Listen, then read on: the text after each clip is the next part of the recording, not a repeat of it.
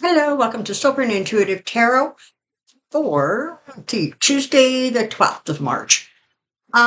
So an amazing State of the Union address from Biden. Super impressive. He was vibrant. He was high energy. He was focused. I think that it sort of reassured a lot of people. I think that it kind of went a long way to suppressing some of the, oh, he's too old kind of chatter that was going on. So, what I wanted to do today is I want to take a look at um, sort of Biden between now and the election. I want to look at what goes on after the election in the first, 3 or 4 months.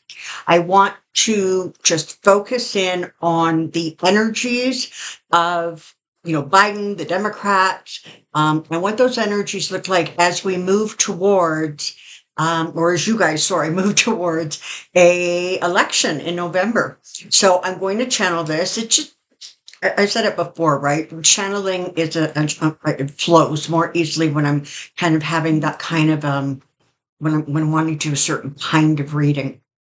So, and as I've said before, I'm channeling. So what that means is that I am receiving pictures, thoughts, statements, um, emotions, memories, all kinds of stuff comes flooding into my head.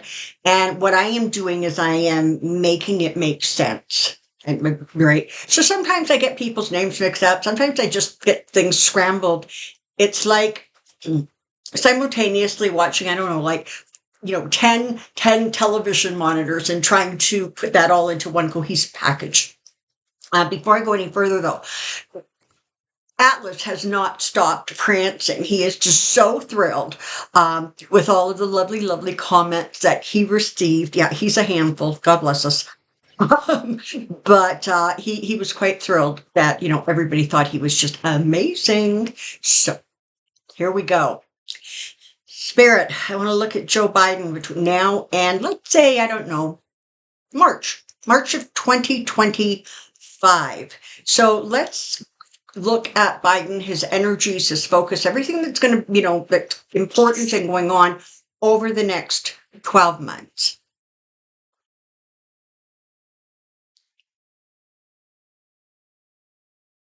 So the first thing that you want to always remember is that he is truly divinely protected. This is, I mean, he has had many, many sort of soul print accomplishments, if you will, over the course of his lifetime. But this presidency is sort of the pinnacle, if you will. And that's why when you look back at his life, he is the perfect person to be trying to navigate the United States through this period of time that is treacherous, frankly. You have a wannabe dictator as head of the Republican Party, and he is the one who has enough experience, enough political savvy. He is the one who knows other world leaders and has good relationships with them. He can create a sense of reassurance. And so this is his moment. So keep that in mind. All right. He has money flooding in from everywhere. I mean, the RNC is virtually bankrupt.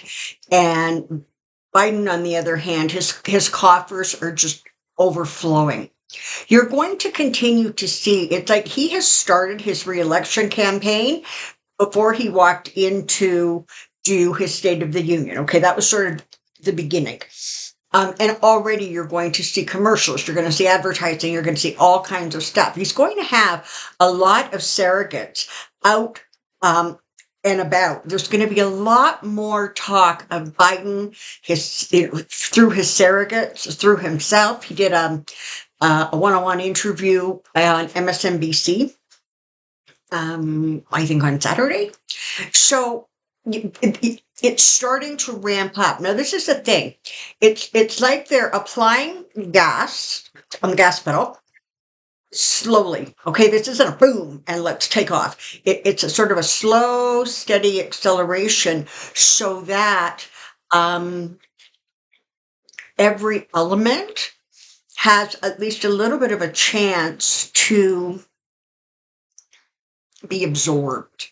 Um, one of the things that is so exhausting, if you will, about Trump is that it's a constant fire hose, right? It's just flooding at us. And, you're indignant about this thing today, but by tomorrow morning, you're indignant about something else. And then it just spins so fast that what happens is that we actually don't absorb a lot of the crazy. Now, unfortunately, that does work to his advantage.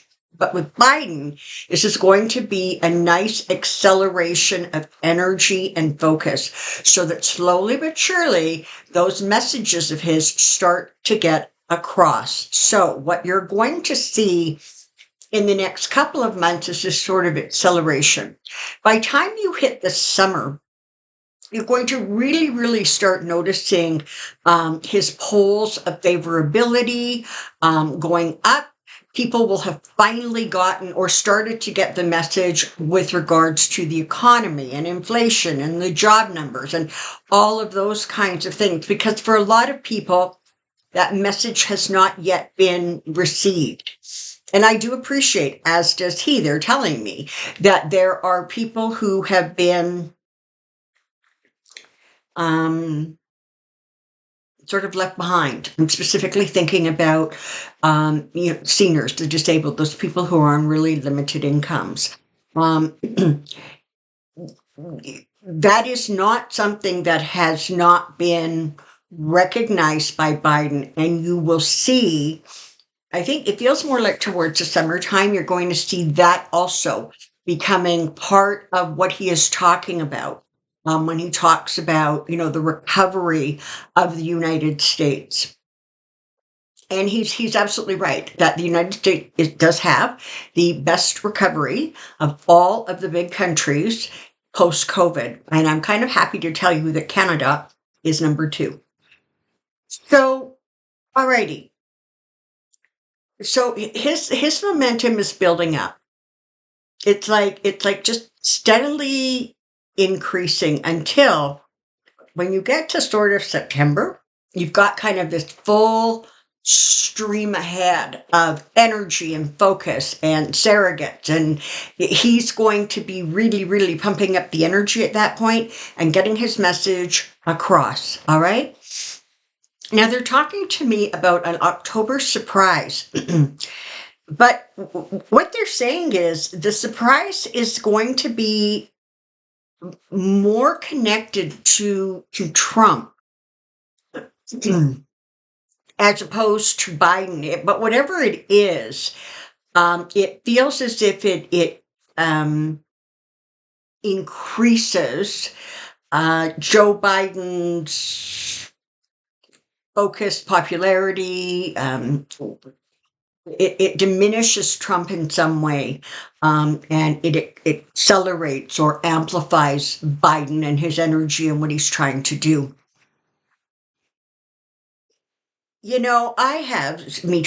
I have for a few months now said, please show me who the contestants are going to be in the election. Who are people actually going to be voting for a presidential position in the election? And they show me Biden, and then the other side of the screen is a blur. So I'm not sure what that means. I don't know if Trump will have somehow been rendered unavailable, whether that is mental, physical, or any other way.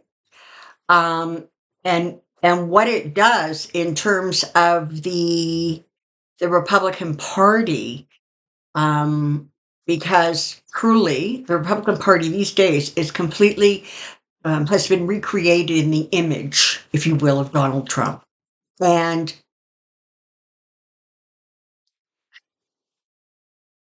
if for whatever reason he's not there, it's a little confusing to try to figure out what it is they're going to do and how they're going to respond. Because if there's one thing the last couple of years has taught them, as Trump wannabes don't get anywhere. They just don't.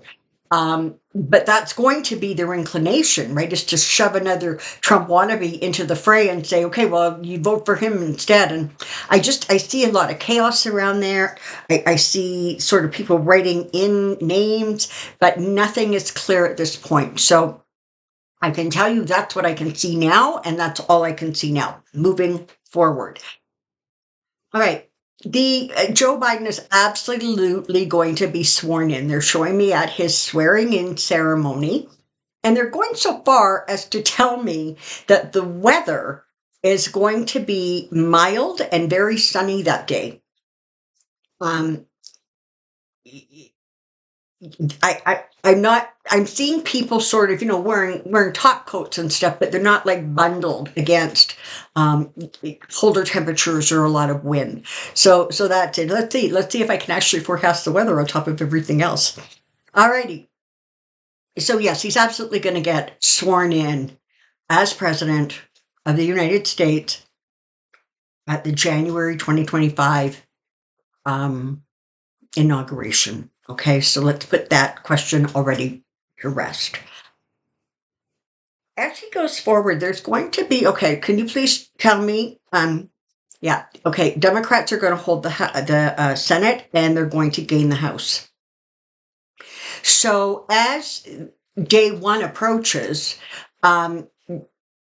there are a lot of sort of items on a checklist that he's going to start checking off in really, really quick order. He is going to have the force and the punch behind him to get this done. He is also he's really aware of kind of the 2-year limit, right? Because let's face it, by the time the midterms come around, if whatever you sort of haven't gotten done before then, it's going to slow down, it's going to get bogged in the mud, etc. So he's very conscious of the fact that he has, 700 odd days to kind of get this done. And so, or 800, whatever the math is. So he's going to be very, very focused on kind of taking care of business, taking care of the things that are priorities, taking care of the things that he could not get accomplished in his last term. Okay. And so that there's going to be a real push for Roe v. Wade. There's going to be a real push for voting rights. There's going to be a real push on creating. So what he's going to do is he's going to want his Congress to start creating laws about things that used to be tradition, that used to simply be the way it was. Because, again, the country has learned that if it's not a law, those Republicans are going to blow right past it and shred it on the way past. So there's some things that he's just going to let it be known that these things need to be created as laws so that he can sign them when they get to his desk. So that feels like it's going to be the initial focus. There is also going to be international, what they're saying is international issues that he is going to want to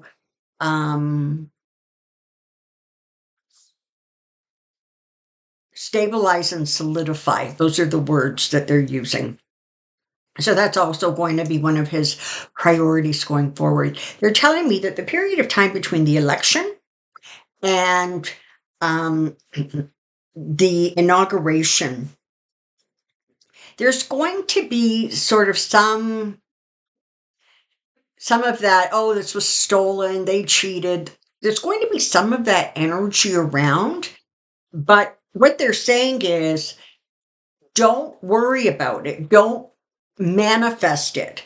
because the Republican Party, they're saying, is going to be in enough chaos that it's only going to be the extremes of the extremes who are going to be saying that, because the rest of them are going to be packing up their office and going away, right? So there's going to just be so much confusion around the Republican Party that they're not going to be able to create sort of this cohesive front to push back. And they're also telling me that in certain areas, the wins are going to be so decisive that there's not going to be a whole lot to talk about. They're also telling me that um, if he has not made any, if he's not able to make any corrections in the Supreme Court between now and November, it is going to be a priority in 2025. Part of what's going on, right, is Alito and Thomas. They don't want to retire under a Democratic president, right? They want to retire under a Republican one so that their seats will sort of be guaranteed to go to a Republican, as if nobody learned anything from from the past, where judges hung on just a little too long, and then there was an opening kind of where there should not have been. Okay. So that's going to take place. And honestly, I still have to tell you, it feels, the energy around the Supreme Court feels very turbulent over the next period of time, over kind of the rest of this year, in terms of numbers and who's sitting on the court and whatever. So there, that whole SCOTUS situation is really in flux. It feels like it's a lot more unstable, I guess, than we think it is. Um, Also, I don't know if any of you saw it, but I just want to pass this on. Apparently, because there were comments made about how Alito and Thomas actually both were not at the State of the Union. Apparently, what happened was, at one of the States of the Union that Obama did, Alito was sort of like heckling him from the side. He was doing whatever he was doing, and it was caught on camera. And apparently, since then, Alito has not returned to a State of the Union address. Now, I heard that on MSNBC. I'm assuming that it's accurate, but I didn't bother to go try to look it up or check on it. But there you go. That's what I heard. So again, you've got some instability going on with the Supreme Court that he is also going to address and focus in on.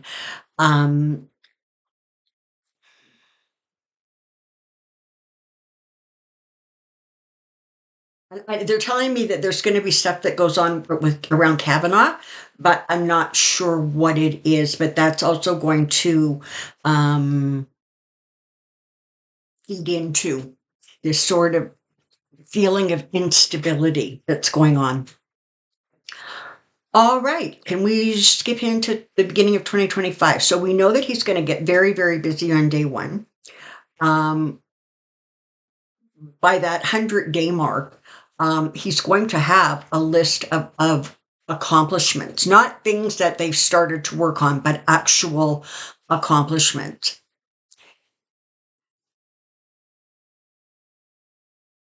There are always going to be segments of the population who feel like he didn't do enough for them, and they're going, to be angry about it. And that's fair.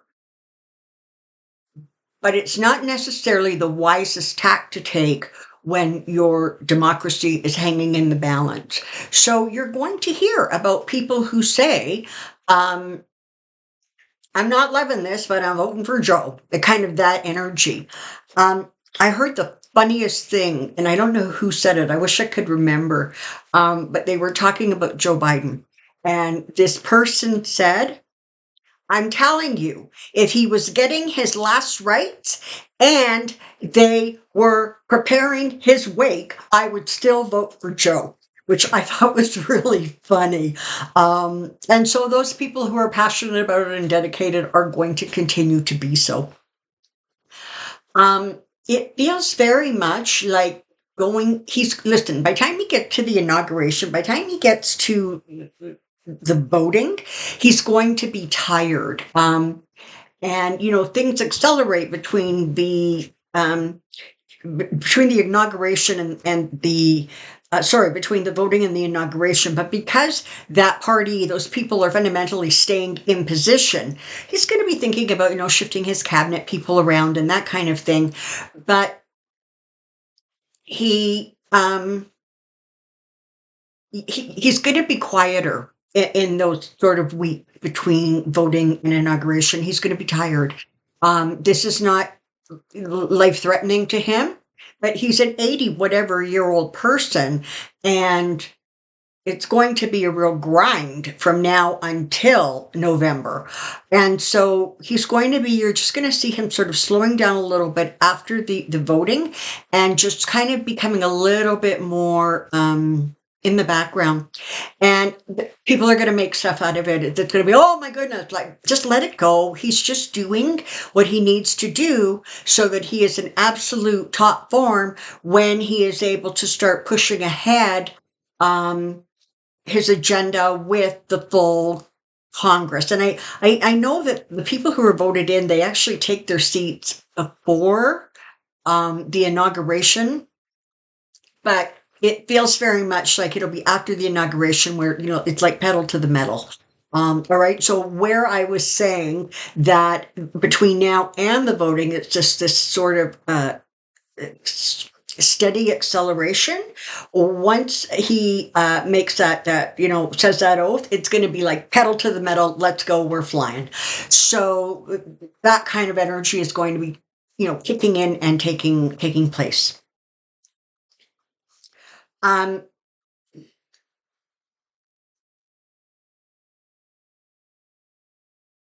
I'm going to say this. Um, should there be any reason that he is not able to complete the whole 4 years, Kamala is ready, willing, able, and qualified to step in. But for today, for right now, with the energies I'm looking at, he will. Right now, they're showing me that he completes the 4 years or becomes very, very close to the 4 year mark. Um,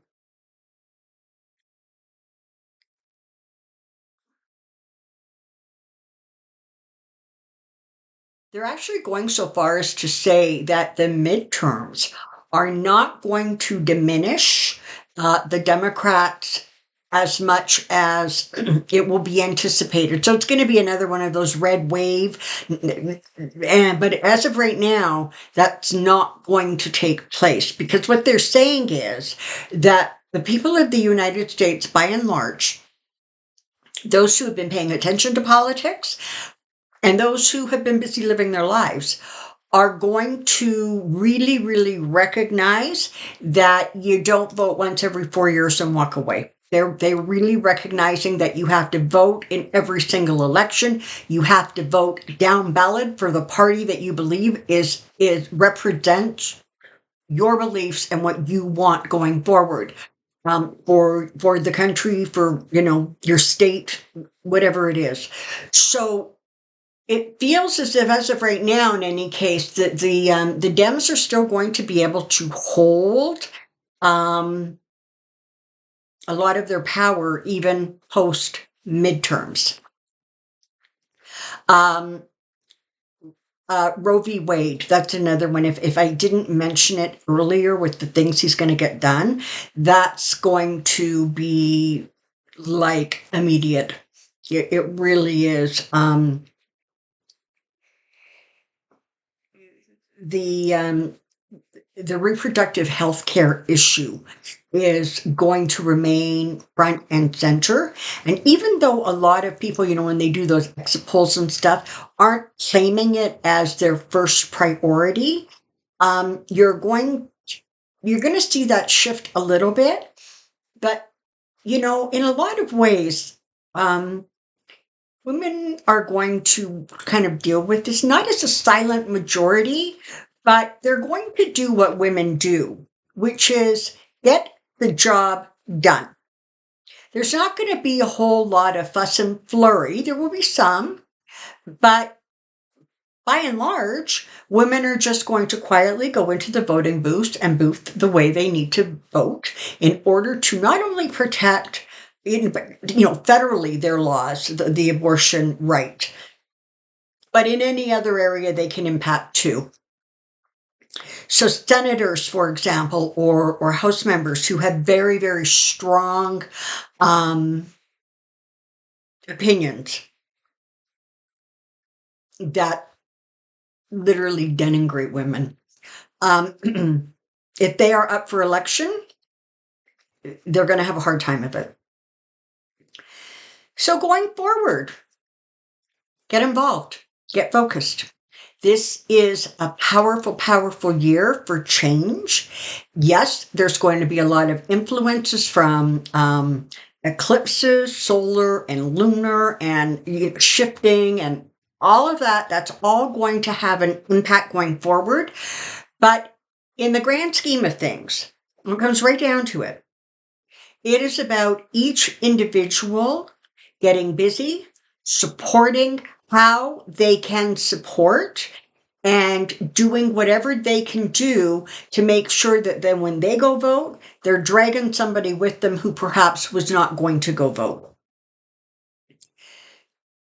So, as of right now, between now and this time in 2025, Joe Biden looks strong. He looks healthy.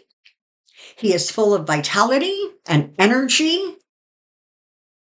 And he will simply continue to pick up steam, popularity, and focus as he goes forward.